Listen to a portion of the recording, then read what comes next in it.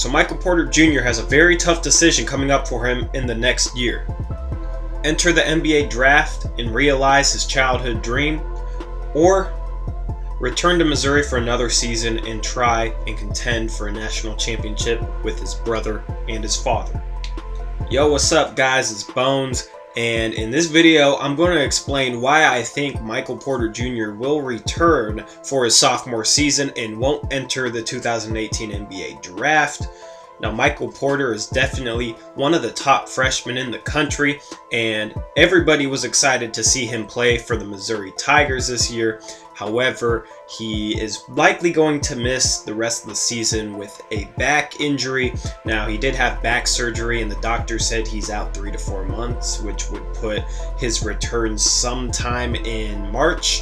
But without Michael Porter Jr., the Missouri Tigers are not going to make the NCAA tournament. They don't have enough talent. They haven't made it in a few years. Now, Michael Porter Jr. did say on his Instagram that the doctors who said that it would take 3 to 4 months for him to return were wrong about the timetable, hinting at a chance that he might come back earlier than that. Now, athletes do this all the time. I think it's just optimistic thinking. He's optimistic he could come back in maybe a month and a half to 2 months, which would put his return right around the start of February or so. But it's very likely he could miss the season, and if he doesn't, he's going to be starting his college career while most teams are gearing up for a postseason run. He could easily still enter the NBA draft and be a top 5 pick even after missing his whole freshman season. He's that talented as a 6'10" small forward who can score the ball, handle the ball, pass the ball pretty well, and just do anything offensively on a basketball court. Some people compare him to Kevin Durant. He could be more like Danilo Gallinari, but he is probably going to be a mix of the two. Will probably end up being an NBA All-Star at some point in his career, averaging over 20 points per game. So he definitely has a pretty bright NBA future ahead of him if injuries don't hold him back, which we've seen with other prospects. Hopefully that all turns out well for him. The only question I have is, when will he enter the NBA draft? The reason I wonder this is because during the preseason, Michael Porter Jr. was quoted saying he wants to leave a legacy at the University of Missouri. Here's the backstory behind his commitment to the Missouri Tigers. Michael Porter Jr. grew up in Missouri, and then before his senior season, his father got hired to be an assistant coach at the University of Washington. Michael Porter Jr. and his brother Jontay Porter transferred up to Nathan Hale, which is a high school in Seattle. Brandon Roy, a former Portland Trailblazer and NBA great, ended up becoming the coach at Nathan Hale, and that was part of the Porters, along with some other very good players going to play there. The whole coaching staff at Washington ended up getting fired after a mediocre season where they had the best player in the country, Markelle Fultz, but couldn't turn it into any type of success or winning record. Thus, Michael Porter's father was fired from his job at the University of Washington, and that led to the decommitment of Michael Porter Jr. The University of Missouri, being as smart as they are, basically signed Michael Porter by signing his father on as an assistant coach, and that basically brought Michael Porter along with him. Jontay Porter, who's a year behind Michael Porter, was able to reclassify up a grade in order to play with his brother for his brother and his freshman year in college. So this was setting up to be a very cool story with the Porter brothers playing together with their father as one of the assistant coaches for a school that hasn't had much success in its basketball program. And those guys really had a chance to turn around the basketball program in their hometown state. And that's part of the reason Michael Porter wants to leave a legacy at that school. It is definitely a lot different than other top prospects who just go to Duke, who already have a huge program and they don't have any family ties to the program, and it's not usually their local program. They just go there because it's such a well-established program, and they go there knowing they're going to be there for a year and then enter the NBA draft. This situation is definitely different with Michael Porter Jr. It's easy to say, oh, he's just saying that and he's going to enter the draft anyway. However, Michael Porter Jr. did say that he knows that everybody doesn't think he's serious, but he is serious when he says he might spend more than 1 year in college.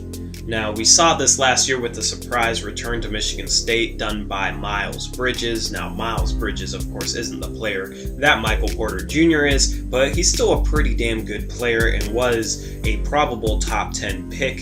So it's not like this thing is completely unheard of. However, for somebody of Michael Porter's stature who could be a #1 pick, it would be somewhat shocking to some.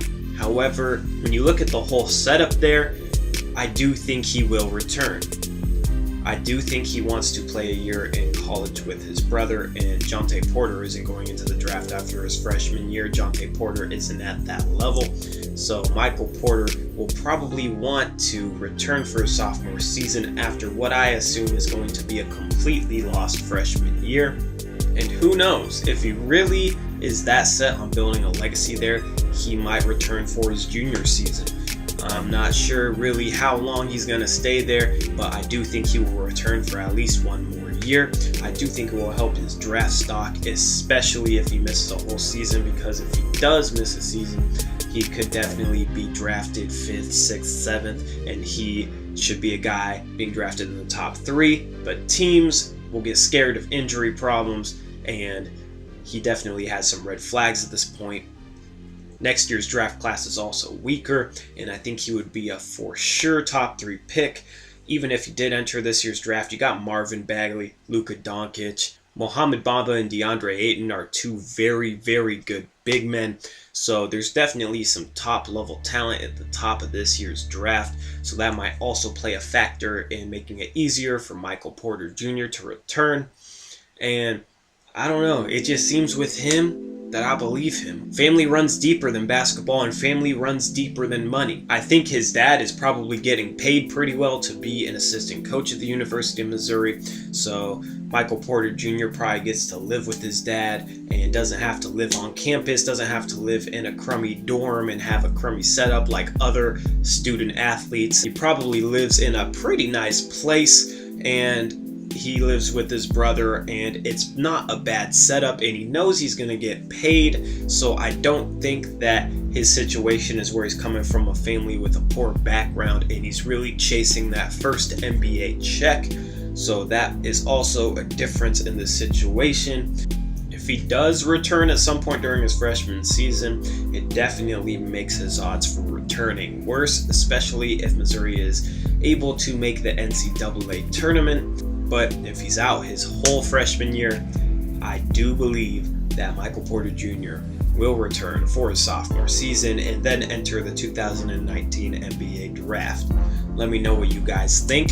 Is he staying? Is he going? Should he stay? Should he go? What would you do in his situation? Leave a comment below, and also make sure you subscribe and leave a like on this video so people can enjoy it, so my channel can spread like a flower blossoming in the spring. It's winter, but you know.